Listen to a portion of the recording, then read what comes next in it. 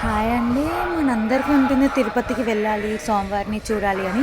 అలా నాకు కూడా చాలా డేస్ నుంచి ఉండే. బట్ నేను లాస్ట్ టైం మిస్ అయిపోయాను. ఈసారి మిస్ అవ్వద్దని ఖచ్చితంగా నేను స్వామివారికి మొక్కుకున్నాను.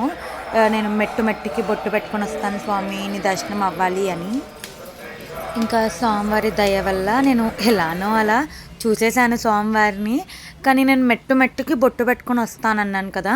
సో, నాకు ఎంత పసుపు, ఎంత కుంకుమ అయింది అని డీటెయిల్‌గా చెప్పడానికి వీడియో చేస్తున్నాను. ఎందుకంటే నేను వెతికినప్పుడు నాకెక్కడ దొరకలేదు. సో, నాలాగా ఇంకెవరైనా కష్టపడుతున్నారు అనుకొని నేను చెప్తున్నానండి. సో, నేను నా పర్సనల్ ఎక్స్‌పీరియన్స్‌తో చెప్తున్నాను. అలిపిరి మెట్లు ఉంటాయి గదా! వాటికి 1 కిలో కుంకుమ, 2 కిలోల పసుపు కావాలి. వాటర్ మనం మధ్యలో మధ్యలో నింపుకోవచ్చు. కావాలంటే మీరు తీసుకోవచ్చు. అయితే నేను స్టార్టింగ్ నుంచి 2 పసుపు, కుంకుమ వేరువేరుగా పెట్టుకుంటూ వెళ్ళానండి. మధ్యలో మనకి కృష్ణుడిది ఒక టెంపుల్ వస్తది చిన్నది.